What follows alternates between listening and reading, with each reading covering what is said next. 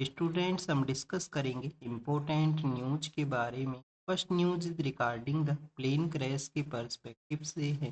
महाराष्ट्र के जो deputy CM है उनका प्लेन क्रैश हुआ है उनका, और साथ में जो प्लेन मेंबर्स थे सभी का डेथ।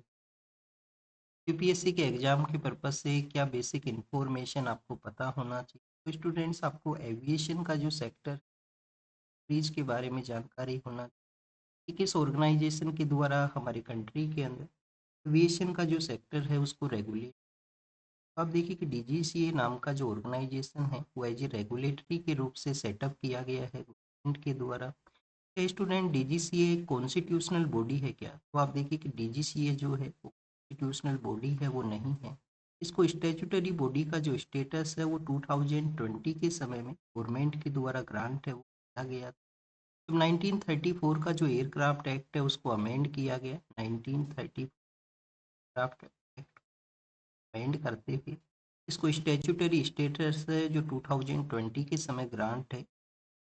एविएशन सेक्टर को रेगुलेट करने के अलावा डीजीसीए और क्या यहाँ पे वर्क है वो किया करता है। आप देखिए कि जो पायलट के जो लाइसेंस इशू हुआ करते हैं वो भी डीजीसीए ही ग्रांट है करता है।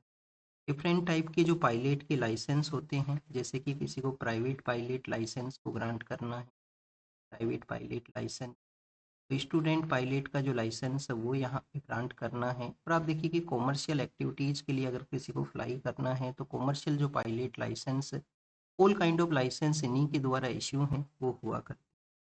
नेक्स्ट अगर हम बात करें स्टूडेंट्स वर्ल्ड के पर्सपेक्टिव से, तो आप देखिए वर्ल्ड के अंदर में जो एविएशन का सेक्टर है उसको रेगुलेट करने के लिए ऑर्गेनाइजेशन का जो नेम है वो क्या है?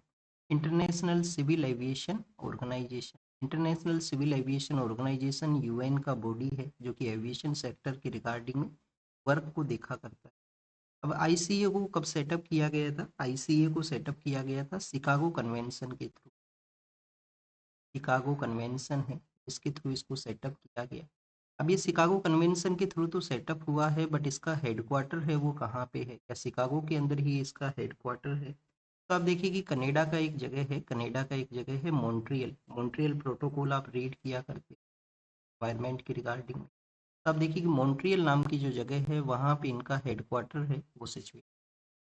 अर्लियर फेज में आईसीओ ने एक डायरेक्शन इश्यू किया कि अगर आपके वहाँ पे कोई भी प्लेन का क्रैश होता है तो उसका इन्वेस्टिगेशन है उस जो रेगुलेटरी बॉडी है उसी के द्वारा नहीं किया।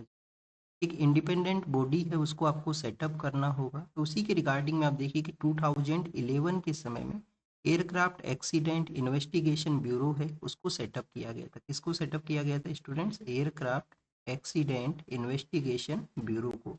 तो एयरक्राफ्ट एक्सीडेंट इन्वेस्टिगेशन ब्यूरो है वो यहाँ पे रेगुलेट किया करता है बेसिकली एविएशन सेक्टर में जो भी प्लेन का क्रैश हुआ है उसको इन्वेस्टिगेट करना, क्या यहाँ पे रीजन है, या पायलट का कोई एरर था, या आप देखिए कि प्लेन के अंदर में किसी तरीके का कोई मिस्टेक है, तो उन सभी को एनालाइज इनके द्वारा किया जाता है। एयरक्राफ्ट एक्सीडेंट इन्वेस्टिगेशन ब्यूरो 2011 के समय में सेटअप हुआ।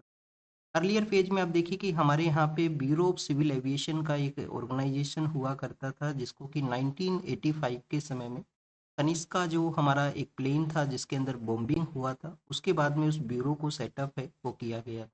अब एक बेसिक इन्फॉर्मेशन भी आपको पता होना चाहिए। काफ़ी बार हम रेलवेज के अंदर में जब एक्सीडेंट्स हुआ करते हैं तो एक ऑर्गेनाइजेशन के बारे में रीड करते हैं, commission for railway safety. Commission for railway safety नाम का जो ऑर्गेनाइजेशन है, ये जो ऑर्गेनाइजेशन है वो रेलवे मिनिस्ट्री के अंडर में नहीं आता है, ये आया करता है मिनिस्ट्री ऑफ सिविल एविएशन के अंडर में।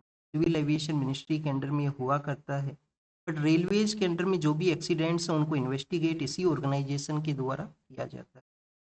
नेक्स्ट अगर हम रीड करें प्रेसिडेंट एड्रेस के बारे में है। आप देखिए कि एवरी ईयर का जो फर्स्ट सेशन हुआ करता है, जो फर्स्ट मीटिंग हुआ करता है पार्लियामेंट का, उसको प्रेसिडेंट के द्वारा एड्रेस है वो किया जाता है। प्रेसिडेंट इस एड्रेस के अंदर में बेसिकली उनकी गवर्नमेंट जो हमारा यूनियन गवर्नमेंट है उसका प्रीवियस ईयर के अंदर में जो पॉलिसीज रही हैं उनके बारे में आप देखिए कि अपना एक्सप्लेन है वो दिया करते हैं इस प्रेसिडेंट एड्रेस के अंदर में। फ्यूचर के समय क्या यहाँ पे विजन रहेगा उसके बारे में भी मेंशन है वो हुआ करता है। कॉन्स्टिट्यूशन के किस आर्टिकल के अंदर में प्रेसिडेंट एड्रेस के बारे में मेंशन है? तो बेसिकली टू आर्टिकल्स के अंदर में एड्रेस के बारे में मेंशन किया गया है। आर्टिकल 86 है। आर्टिकल 86 बेसिकली पार्लियामेंट की असेंबल के बारे में बताता है, जिसको प्रेसिडेंट वो यहाँ पे एड्रेस। और आप देखिए कि जो स्पेशल जो एड्रेस किया जाता है, जो कि एवरी ईयर का जो फर्स्ट सेशन ऑर्गेनाइज होता है, तो उसको प्रेसिडेंट के द्वारा एड्रेस करना हो। या आप देखिए कि अगर इलेक्शन कंडक्ट हुआ है, जैसे 2024 में हमारे यहाँ पे इलेक्शन थे, तो 24 के इलेक्शन के बाद में जब पार्लियामेंट फिर से मिला होगा, स्पेशली लोकसभा, तो उसको एड्रेस किया गया होगा प्रेसिडेंट के द्वारा। तो ये सब जो प्रोविजन है आर्टिकल 87 के अंडर में है। प्रेसिडेंट का जो एड्रेस है वो किस में है? आर्टिकल 87 में। आपका एक होमवर्क है, होमवर्क आपका क्या है कि प्रेसिडेंट का जो एड्रेस है, क्या ये एग्जीक्यूटिव पावर के अंदर में आया करता है या ये लेजिस्लेटिव पावर का पार्ट है? तो ये आप कमेंट सेक्शन के अंदर बताना, ये आपका होमवर्क है। नहीं पता है आपको तो लक्ष्मीकांत नाम का जो बुक है, जिसका चैप्टर 17 है प्रेसिडेंट के बारे में, तो उसमें जाके रीड करना। लक्ष्मीकांत इस वजह से हमने रेफर किया है कि काफ़ी पॉपुलर बुक है, जिसमें मैक्सिमम एस्पिरेंट उसको रीड करते हैं। अगर आप कोई दूसरा बुक रेफर करते हो, डीडी बासु है या सुभाष कश्यप है, तो वहाँ से जाके उसको रेफर कर लेना कि ये पावर किसके अंदर में है, क्या लेजिस्लेटिव पावर है, एग्जीक्यूटिव पावर है, या आप देखिए कि प्रेसिडेंट का मिलिट्री पावर है, किस टाइप का ये पावर है वो हुआ करती है। अगर हम प्रेसिडेंट एड्रेस को हमारे कॉन्स्टिट्यूशन में इंक्लूड करने के बारे में रीड करें कि ये कहाँ से हमने लिया है, क्योंकि काफ़ी सारे फीचर्स हमने अदर कॉन्स्टिट्यूशन से कैरी किए हैं, वहाँ से इंडियन इंडियन कॉन्स्टिट्यूशन में आप देखिए कि उनको ऐड किया गया है। तो आप देखिए कि जब कॉलोनियल एरा का जब समय हुआ करता था, तो उस समय अलग अलग यहाँ पे जो रिपोर्ट्स हैं वो आया करते थे, अलग अलग एक्ट आया करते थे। तो ऐसे ही एक गवर्नमेंट ऑफ इंडिया एक्ट है 1919 का, जिसको कि आप मोनफोर्ड या मोंटेगू चेम्सफोर्ड एक्ट के नाम से भी जानते हो। इस गवर्नमेंट ऑफ इंडिया एक्ट 1919 के अंदर में मेंशन किया गया था कि जो हेड ऑफ द स्टेट है, प्रेसिडेंट हमारे यहाँ पे हेड ऑफ द स्टेट है, कि हेड ऑफ द स्टेट है वो यहाँ पे पार्लियामेंट को या जो भी असेंबली है उसको एड्रेस है वो करेंगे एवरी ईयर के फर्स्ट समय में, और इलेक्शन ईयर के बाद में यहाँ पे इलेक्शन का जो फर्स्ट असेंबली होगा उस। तो आप देखिए कि 1919 के एक्ट में ये मेंशन था, जो 1921 के समय एग्जिस्टेंस में आया था, हमारे कॉन्स्टिट्यूशन में इसको इंक्लूड किया गया। अब प्रेसिडेंट ने एड्रेस के अंदर में क्या यहाँ पे मेंशन किया है? प्रेसिडेंट ने एड्रेस में मेंशन किया है गवर्नमेंट का जो कमिटमेंट है सोशल सिक्योरिटीज के रिगार्डिंग। तो आप देखिए गवर्नमेंट का जो कमिटमेंट है सोशल सिक्योरिटी के रिगार्डिंग, ये यहाँ पे मेंशन किया गया। नंबर ऑफ पर्सन जो कि सोशल सिक्योरिटीज के बेनिफिशरीज हैं, उनके डाटाज को बताया गया है कि 95 करोड़ पर्सन हैं जो यहाँ पे सोशल सिक्योरिटी के बेनिफिशरी हैं प्रेजेंट समय में। सेकेंड, आप देखिए कि फ्यूचर का जो विजन है, विकसित भारत का जो विजन है, कंट्री का जो नेशनल सिक्योरिटी है, इन सब पॉइंट्स को बताया गया कि हम सभी को यूनाइट है वो होना चाहिए, चाहे अपोजिशन की जो पॉलिटिकल पार्टी है उनको भी यूनाइट होना चाहिए। 2047 का जो हमारा विजन है विकसित भारत का, नेशनल सिक्योरिटी के जो इश्यूज हैं उनके रिगार्डिंग में, और स्वदेशी जो हमारा इंडिजीनियस थिंग्स है उनको हम यहाँ पे प्रमोट है वो करें उसके रिगार्डिंग। ऑपरेशन सिंदूर में हमारी जो डिफेंस फोर्सेज है उनके कमिटमेंट को शो किया है, उनका जो प्रिपेयर्डनेस है उसको यहाँ पे बताया गया। और मकोले जो कमेटी हुआ करती थी, मकोले का जो कमेटी है जो एजुकेशन के रिगार्डिंग में है कॉलोनियल एरा के समय में, उसको क्रिटिसाइज किया गया कि मकोले कमेटी का जो जिस तरीके से जो माइंड सेट डेवलप किया गया था, एजुकेशन स्ट्रक्चर जो डेवलप किया गया था, उसको चेंज है वो किया गया है न्यू एजुकेशन पॉलिसी के थ्रू। तो एग्जाम के लिए क्या इंपॉर्टेंट होता है, मकोले के बारे में भी आपको रीड करना है। आप देखिए मकोले के बारे में रीड करना कि कब ये कमेटी बना था। 1935 के समय ये कमेटी, सॉरी 1835 के समय ये कमेटी बनता है क्या मकोले का, या उससे पहले ही इसको बना दिया गया था? क्या मकोले लॉ मेंबर के रूप से इंक्लूड होते हैं वाइसरॉय के वहाँ पे, या लॉ कमीशन को वो हेड करते हैं? तो इसके बारे में भी आपको रीड करना है। मॉडर्न इंडियन हिस्ट्री के अंदर में ये जो टॉपिक है वो आपको मिलेगा। स्पेक्ट्रम का अगर आप बुक है राजीव अहीर का, वो अगर आप रीड करते हो तो उसमें आप जाके रीड कर लेना कि जो एजुकेशन से रिलेटेड वहाँ पे सेपरेट चैप्टर्स हैं। नेक्स्ट अगर हम बात करें विकसित भारत गारंटी फॉर रोजगार आजीविका मिशन ग्रामीण है, उसके बारे में मेंशन किया गया। यूरोपियन यूनियन के साथ में जो फ्री ट्रेड एग्रीमेंट का जो नेगोशिएशन है उसके बारे में भी मेंशन किया गया है प्रेसिडेंट के द्वारा। ये एड्रेस के बारे में था। नेक्स्ट आप देखिए कि सुप्रीम कोर्ट ने अपना जो डिससेटिस्फेक्शन है उसको शो किया है कि जो अर्बन लोकल बॉडीज है उनका रेस्पॉन्सिबिलिटी है, अर्बन लोकल बॉडीज का रेस्पॉन्सिबिलिटी है कि एनिमल्स का जो बर्थ है उसको कंट्रोल किया जाए उनके द्वारा। तो एनिमल बर्थ कंट्रोल का जो उनके पास में यहाँ पे जो डोमेन है, तो उसको डील करने के रिगार्डिंग उनके जो एफर्ट्स हैं उसमें सुप्रीम कोर्ट ने अपना जो डिससेटिस्फेक्शन है वो शो किया है। रेबीज के रिगार्डिंग में भी आप देखिए कि पिछले कुछ दिनों से काफ़ी सारी रिपोर्ट्स हुआ करती थी। रेबीज के अंदर में जो वैक्सीन का जो क्वालिटी है उसकी रिगार्डिंग में भी एक न्यूज़ आया था। ऑस्ट्रेलियन जो एजेंसी है उसने रिवील किया था कुछ यहाँ पे। रेबीज के जो केसेज हैं वो क्यों हुआ करते हैं कि अगर डॉग के द्वारा, स्ट्रीट डॉग या आप देखिए कि कोई भी डॉग है, एनिमल है, अदर एनिमल, मंकी भी हो सकता है, कैट भी हो सकता है, उनके द्वारा अगर बाइट किया गया तो जो जो इनिशियल जो टाइम पीरियड है, जो कि इम्पोर्टेंट टाइम पीरियड है, उस दौरान में अगर ट्रीटमेंट नहीं होता है, एक तो फर्स्ट ऑफ ऑल आपको जो वाउंड है उसको साफ करना होगा, जो भी आपका घाव है उसको आपको क्लीन करना होगा रनिंग वाटर के थ्रू में। तो आप साबुन को भी आप यूज कर सकते हो, और जल्द से जल्द जो वैक्सीन है उसका आपको ट्रीटमेंट है वो लेना चाहिए। तो ये बेसिकली कुछ गाइडलाइंस है यहाँ पे, तो ये फॉलो अगर कर लिया जाए तो रेबीज का जो सिम्टम्स है वो नहीं डेवलप होते हैं, नहीं तो सिम्टम्स हैं वो डेवलप होते हैं, और आप देखिए कि उससे फिर जो जो प्रोटेक्शन है वो भी नहीं है, किसी तरीके से बचाव है वो नहीं है। तमिलनाडु ने एक पिटीशन को फाइल किया है सुप्रीम कोर्ट के, वहाँ पे तमिलनाडु ने पिटीशन के अंदर में मेंशन किया है कि जिन वोटर्स के नेम है वो इंक्लूड नहीं हुए हैं, इसमें आप देखिए कि 88% जो वोटर्स हैं उनको यहाँ पे जो नोटिस है वो नहीं सर्व किया। हमने एसआईआर के बारे में जब रीड किया है तो बेसिक्स हमने रिवाइज किए हैं कि आप देखिए कि एसआईआर फर्स्ट टाइम है वो कंडक्ट नहीं हो रहा है, मल्टीपल टाइम से कंडक्ट हो चुका है। इलेक्शन कमीशन का रिस्पॉन्सिबिलिटी है कि जो इलेक्टोरल रोल है उसको समय समय पे रिवाइज किया जाए। और आर्टिकल 326 को काफ़ी बार कोट किया गया है। 326 में बताया गया है कि वो पर्सन जिनका 18 ईयर का एज कंप्लीट हुआ है और इंडिया के सिटीजन हैं, ये जो दो कंडीशंस हैं जिनको कि जो आपको वोटिंग का जो राइट है वो ग्रांट करते हैं, सिटीजनशिप भी होना चाहिए, 18 ईयर का एज भी कंप्लीट होना चाहिए, और कुछ अदर कंडीशंस भी हैं, आप अपना नेम भी एनरोल करोगे, समय समय पे अपना वेरिफिकेशन को भी कैरी आउट करोगे, तो जब भी आपको वोटिंग का जो राइट है वो यहाँ पे मिलेगा।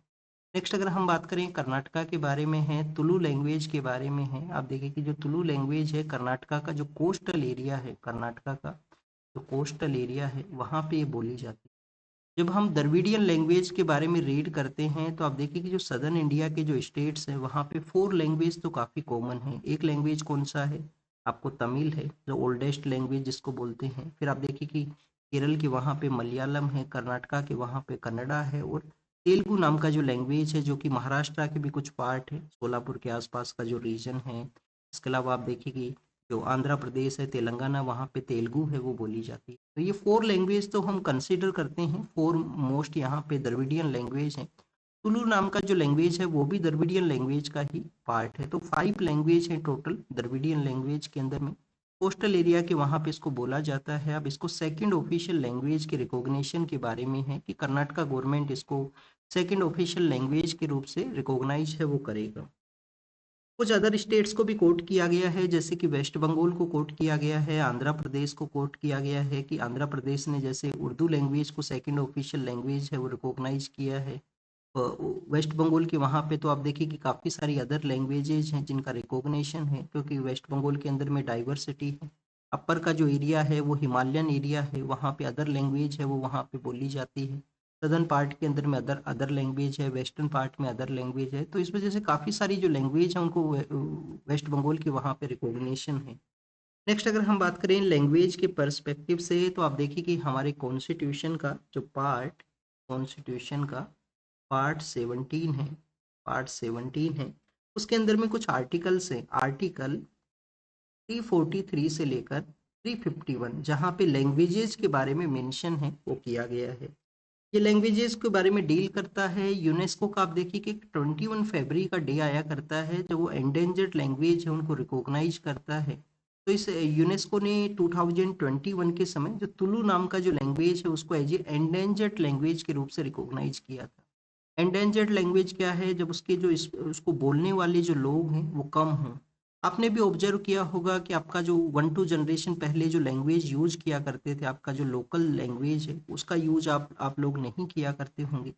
समय के साथ में माइग्रेशन की वजह से, एजुकेशन की वजह से जो लैंग्वेज है उसका जो स्पोकन जो पर्सन्स है उसमें चेंज है वो हुआ करते हैं। तो उसी के बारे में है ये बेसिकली, इस वजह से यूनेस्को ने एंडेंजर्ड लैंग्वेज का जो स्टेटस है वो तुलु लैंग्वेज को यहाँ पे दिया था।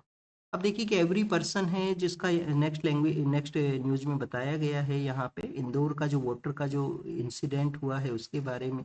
आर्टिकल 21 के अंडर में एवरी पर्सन को राइट है कि वो यहाँ पे डिग्निफाइड लाइफ को कैरी आउट करे, और गवर्नमेंट का रिस्पॉन्सिबिलिटी है कि एवरी ह्यूमन बीइंग का जो डिग्निफाइड लाइफ है उसके लिए उनको प्रॉपर वाटर का सप्लाई हो, क्लीन उनको एयर का सप्लाई हो, और किसी भी जो क्लाइमेटिक कंडीशन है उससे आप देखिए कि उनको प्रोटेक्शन है वो दिया जाए, जो हार्श क्लाइमेटिक कंडीशन है उनसे। तो इंदौर का जो इंसिडेंट है जिसमें फिर से एक डेथ है वो देखने के लिए मिला, और ये 29 डेथ है इंदौर के वहाँ पे जो कंटामिनेटेड वाटर के कंज्यूम करने की वजह से हुआ। रीजन क्या था? रीजन यही था कि जो इंफ्रास्ट्रक्चर है वो आउटडेटेड था। वहाँ पे आप देखिए कि जो वाटर सप्लाई का जो लाइन था वो काफ़ी पुराना था, और उस लाइन को समय के साथ में चेंज करने का ज़रूरत है। तो इस वजह से इंफ्रास्ट्रक्चर है उसको रीडेवलप किया जाए, रीहोल किया जाए, फिर से उसको यहाँ पे सेटअप है वो किया जाए। इसमें किसी भी तरीके का ऐसे जो केसेज है, लीकेज है, उनको डील है वो किया जा सके, क्योंकि आप देखिए कि अर्बन लोकल बॉडी और जो इंदौर है, इंदौर का जो अर्बन लोकल बॉडी है उनके तो जो स्पेशली जो क्लीननेस के रिगार्डिंग में जो इनिशिएटिव हैं जिनको हम स्वच्छ भारत सर्वेक्षण के अंदर में रीड किया करते हैं, स्वच्छ भारत सर्वेक्षण में कंटिन्यूस टॉप किया गया है इंदौर के द्वारा। वहाँ पे जो पीपल्स का जो कमिटमेंट है वो भी आपको मिलता है इंदौर सिटी में, कि लोगों के द्वारा ही जो जो वेस्ट है उसको बाहर सड़क के ऊपर में या आप देखिए पब्लिक प्लेस के ऊपर में नहीं फेंका जाता है। लेकिन आप देखिए कि जहाँ पे वेस्ट का जो कलेक्शन एरिया है, हाउस हाउस से हाउस जो कलेक्ट किया करते हैं, उसी एरिया के अंदर में वेस्ट का जो सेग्रीगेशन है वो भी इंदौर के पर्सन्स ने किया था, कि जो वेट कचरा है, जो गीला कचरा है, जो कि किचन का वेस्ट है, उसका यहाँ पे सेपरेट हुआ करता है, और आप देखिए कि जो ड्राई यहाँ पे वेस्ट है उसका सेपरेट आपको डस्टबिन है वो मिलेगा। तो कलेक्शन एरिया से ही वो चेंजेस किए गए, पीपल्स का अवेयरनेस हुआ, इस वजह से स्वच्छ सर्वेक्षण के अंदर में तो इंदौर इंदौर ने कंटिन्यू स्टॉप किया है, बट यहाँ पे तो वाटर के रिगार्डिंग में जो इंफ्रास्ट्रक्चर है वो चेंज करने का ज़रूरत है, और इंदौर में ही ज़रूरत नहीं है, अदर हमारे अर्बन एरियाज है वहाँ पे भी ये ज़रूरत है, क्योंकि इंफ्रास्ट्रक्चर समय के साथ में डैमेज होता है। अब आप देखिए कि अभी हम तुलु लैंग्वेज के बारे में रीड करे हैं। कुछ दिनों पहले केरल ने भी एक लैंग्वेज का बिल है वो लेके आए थे जिसको कर्नाटका ने अपोज किया था। तो मलयालम लैंग्वेज के बारे में था, कर्नाटका का अपोज ये था कि केरल के कुछ ऐसे पार्ट है जहाँ पे मलयालम लैंग्वेज है वो नहीं बोली जाती है, कन्नड़ लैंग्वेज को यूज किया जाता है कर्नाटका के साथ में बॉर्डर होने की वजह से। तो वहाँ पे जो ऑफिशियली मलयालम लैंग्वेज है उसको नहीं इंक्लूड किया जाए उन लोगों के ऊपर में। तो ये तो लैंग्वेज के बारे में अभी हमने देखा। फिर अब अगर हम बात करें केरल की पर्सपेक्टिव से, केरल का आप देखिए कि जो गवर्नमेंट है, केरल का गवर्नमेंट के द्वारा एक हमारे यहाँ पे रेलवे प्रोजेक्ट हुआ करता है जिसको कि हम RRTS के नाम से जानते हैं, regional rapid transit system. Regional rapid transit system जो कि केरल गवर्नमेंट ने प्रपोज किया है, जो सदर्न पार्ट के अंदर में जो उनका कैपिटल सिटी है त्रिवेंद्रपुरम, त्रिवेंद्रपुरम को ये कनेक्ट करेगा नॉर्दर्न पार्ट का जो सिटी है कासरगोड उसके साथ में। अब देखिए कि कासरगोड के साथ में त्रिवेंद्रपुरम को ये कनेक्ट करेगा। तो स्टूडेंट्स उसको कैबिनेट ने अप्रूवल दिया है, सेंट्रल गवर्नमेंट का भी आप देखिए कि कुछ दिनों पहले हम रीड किए थे, ई श्रीधरन जो कि मेट्रो मैन है रेलवे में, उन्होंने काफ़ी अच्छे रिजल्ट्स दिए हैं। तो उन्होंने भी मेंशन किया था कि जो प्रोजेक्ट है वो आने वाले समय में वहाँ पे आ सकता है रेलवे के रिगार्डिंग में।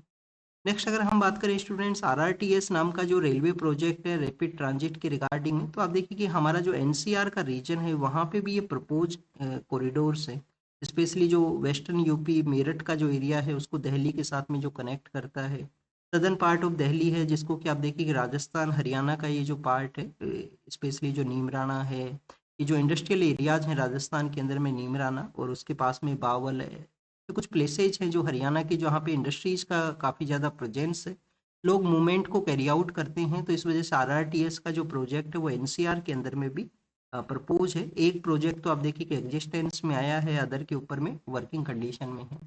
राज्यसभा के बारे में है कि उड़ीसा के वहाँ पे राज्यसभा इलेक्शन के अंदर पॉलिटिकल पार्टीज का कोई अलायंस रहेगा या एक दूसरे को सपोर्ट रहेगा। एग्जाम के लिए क्या इंपॉर्टेंट है? एग्जाम के लिए आपको शेड्यूल 4 के बारे में पता होना चाहिए। राज्यसभा के बारे में जब भी हम रीड करते हैं शेड्यूल 4 के बारे में आपको पता होना चाहिए। आर्टिकल 80 के बारे में यहाँ पे पता होना चाहिए कि जो स्टेट्स का राज्यसभा के अंदर में जो रिप्रेजेंटेशन है उसको आप देखिए कि शेड्यूल 4 और आर्टिकल 80 के अंदर में मेंशन किया गया है। क्या हमारे यहाँ पे यूनिफॉर्मिटी है स्टेट्स का रिप्रेजेंटेशन में? आप देखिए कि राज्यसभा में यूनिफॉर्मिटी है वो नहीं है। उत्तर प्रदेश में 31 राज्यसभा का सीट्स है, राजस्थान में 10 है, हरियाणा में 5 है, तो अलग अलग आपको सीट्स मिलेंगे स्टेट में। जो यूएस में जिस तरीके से सेनेट में हर हर स्टेट से 2 लोगों का रिप्रेजेंटेशन हुआ करता है उस तरीके से हमारे यहाँ पे नहीं है। नेक्स्ट अगर हम बात करें सऊदी अरेबिया के बारे में है, आप देखिए कि इंडिया ने सऊदी अरेबिया के साथ में जो सिक्योरिटी डायलॉग है उसका डिस्कशन किया है कि सऊदी अरेबिया के साथ में जो सिक्योरिटी डायलॉग है उसको कैरी आउट किए हैं। क्यों यहाँ पे कैरी आउट किया गया? रिसेंटली हमने यूनाइटेड अरब अमीरात के साथ में जो सिक्योरिटी का एक डील है उसको साइन किया था, डिफेंस सिक्योरिटी पार्टनरशिप है उसको साइन किया था। हमारे लिए सऊदी अरेबिया भी इम्पोर्टेंट है, हमारे लिए यूनाइटेड अरब अमीरात है वो भी इम्पोर्टेंट है, क्योंकि हमारे काफ़ी सारी जो लेबर वर्क है, जो हमारे काफ़ी सारे जो लोग हैं, वो क्या आप देखिए कि मिडिल ईस्ट के कंट्रीज़ के लिए जाया करते हैं। तो बोथ कंट्रीज इम्पोर्टेंट्स है, रेमिटेंस के लिए भी, हमारे लोगों के मूवमेंट के लिए भी, हमारे कंट्रीज के बेटर रिलेशन है बोथ नेशंस के साथ में। तो हम एक बैलेंस को अप्रोच करने के लिए जो जो पावर का जो संतुलन है, जो बैलेंस है वो बना रहना चाहिए। तो सिक्योरिटी डायलॉग यहाँ पे कैरी आउट हुआ है। यमन के पर्सपेक्टिव से डिस्कशन है कि यमन के अंदर में जो यूएई है उन्होंने अपने ग्रुप को आप देखिए कि सऊदी डोमिनेटेड एरिया के अंदर में इंटरवेन करवाया था, ये सऊदी के द्वारा ऑब्जेक्शन है वो किया गया। रिसेंटली सऊदी अरेबिया ने पाकिस्तान के साथ में भी एक सिक्योरिटी पार्टनरशिप को साइन किया था, तो इंडिया को उसमें ऑब्जेक्शन है, इस वजह से भी इंडिया ने अपने जो रिलेशंस हैं उनको स्ट्रेंथन किया है वेस्ट एशिया के अंदर में। क्योंकि पाकिस्तान ने उस सिक्योरिटी डायलॉग के अंदर में एक एक कंट्री का जो डिफेंस फोर्स है अदर कंट्री के एरिया में अगर कोई अटैक होता है तो उसको डिफेंड है वो करेगा, इसके ऐसा एक प्रोविजन है वो मेंशन था, जैसे कि नाटो के अंदर में है जो कलेक्टिव डिफेंस का एग्रीमेंट है।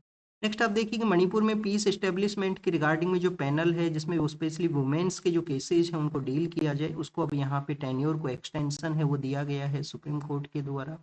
हमारा जो ministry of environment and climate change है, ministry of environment and climate change, environment forest and climate change है, उन्होंने आप देखिए कि जो इंडस्ट्रियल यूनिट्स के रिगार्डिंग में जो रूल्स हैं कि जिनको यहाँ पे समय समय पे अप्रूवल लेना होता है, तो उसको आप देखिए कि वन एक एक ही जगह पे ग्रीन कंसेंट है वो ग्रांट होगा कि उनका वेस्ट डंपिंग है, जो वाटर के रिगार्डिंग में, एयर पोल्यूशन के रिगार्डिंग में जो उनको समय समय पे कंसेंट का रिक्वायरमेंट हुआ करता है, तो उनको एक सिंगल पॉइंट के ऊपर ही जो ग्रीन कंसेंट है वो ग्रांट किया। डीओपीटी के द्वारा रिपोर्ट के अंदर में बताया गया कि हमारे यहाँ पे जो अगर हम बात करें सैनिटेशन के जो वर्कर्स हैं उनके बारे में, 66% जो वर्कर हैं शेड्यूल कास्ट, शेड्यूल ट्राइब और ओबीसी ग्रुप से आया करते हैं। तो ये सेग्रीगेशन है वो बताता है। ग्रुप ए का भी यहाँ पे मेंशन किया गया कि ग्रुप ए के अंदर में शेड्यूल कास्ट के जो लोग हैं वो 14% है, शेड्यूल ट्राइब के जो लोग हैं वो यहाँ पे 6% है, और ओबीसी के जो रिप्रेजेंटेशन है वो 19%। तो हर ग्रुप वाइज यहाँ पे रिपोर्ट आया है कि किसके अंदर में किस कम्युनिटीज का जो रिप्रेजेंटेशन है। नेक्स्ट आप देखिए कि यहाँ पे भी ईज ऑफ डूइंग बिजनेस है वो बेटर हो सके। ड्रग ट्रायल के रिगार्डिंग में जो यहाँ पे नॉर्म्स हुआ करते थे उसमें कुछ रिलैक्सेशन दिया गया है हेल्थ मिनिस्ट्री के द्वारा। पहले जो सीडीएस सीओ है उनसे आप देखिए कि ड्रग ट्रायल के लिए अप्रूवल लेना होता था, तो उसमें कुछ रिलैक्सेशन यहाँ पे हुआ है। नेक्स्ट अगर हम बात करें स्टूडेंट्स वर्ल्ड के पर्सपेक्टिव से है, रसिया के जो लीडर हैं पुतिन, वो आप देखिए कि सीरिया के जो लीडर हैं उनसे यहाँ पे मिलेंगे, तो उसमें डिस्कशन किया जाएगा कि रशियन फोर्सेज का सीरिया में आने वाले समय में प्रेजेंस हो सके, क्योंकि सीरिया में जब अर्लियर लीडर हुआ करते थे तो रशियन फोर्सेज जो वेस्टर्न पार्ट है जो मेडिटेरियन के साथ में एरिया शेयर करता है रसिया जो सीरिया, वहाँ पे आप देखिए कि रसिया का बेस है वो सेटअप था। और अदर एरियाज में कोऑपरेशन बहुत कंट्रीज का उसका भी डिस्कशन रहेगा। ताइवान के बारे में डिस्कशन है। ताइवान को वेस्टर्न लीडर ने, जो यूएस के लीडर हैं, उन्होंने इम्पोर्टेंट अलाई के रूप से यहाँ पे बताया है। नॉर्दर्न कोरिया के जो लीडर हैं उन्होंने कहा है कि आने वाले समय के अंदर में न्यूक्लियर प्लान के रिगार्डिंग में वो मेंशन करेंगे। और यूएस ने फिर एक वार्निंग है वो इराक के बारे में भी यहाँ पे इशू की है कि इराक के जो फॉर्मर जो लीडर हैं वो अगर वो पावर में आते हैं तो यहाँ पे एक वार्निंग है उसको इशू किया गया है। पाकिस्तान का जो नॉर्थ वेस्टर्न पार्ट का एरिया है, खैबर पख्तूनवा का एरिया है, आप देखिए कि उस एरिया में जो लोगों के द्वारा मूवमेंट हुआ है, क्योंकि उनको एक फियर है, एक वन काइंड ऑफ कंसर्न है कि पाकिस्तान का जो मिलिट्री है वो वहाँ पे स्ट्राइक है उसको कर सकता है।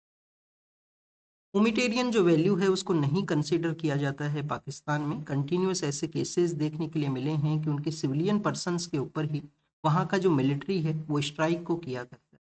नेक्स्ट अगर हम बात करें स्टूडेंट्स ईरान के बारे में है, ईरान के वहाँ पे आप देखिए कि वार्निंग है वो कंटिन्यूअस है कि आने वाले समय में इस तरीके से जो टेंशन है वो शो किया गया है कि इंटरवेन है वो हो सकता है यूएस की फोर्सेज का ईरान के वहाँ पे।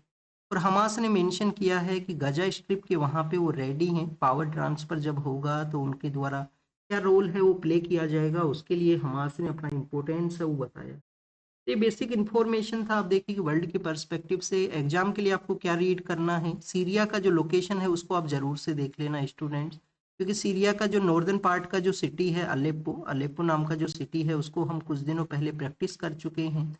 सीरिया किन किन कंट्रीज के साथ में अपना एरिया शेयर करता है। नॉर्दर्न पार्ट में टर्की है, नॉर्थ ईस्टर्न पार्ट के अंदर में इराक है, फिर आप देखिए कि सदर्न पार्ट में जॉर्डन है, फिर लेबनान और जो इजराइल है वो भी अपना एरिया है वो शेयर करते हैं। और इसका जो गोलान हाइट्स है, इसका जो गोलान हाइट्स है उसके बारे में यूपीएससी ऑलरेडी क्वेश्चन है वो पूछ चुका है।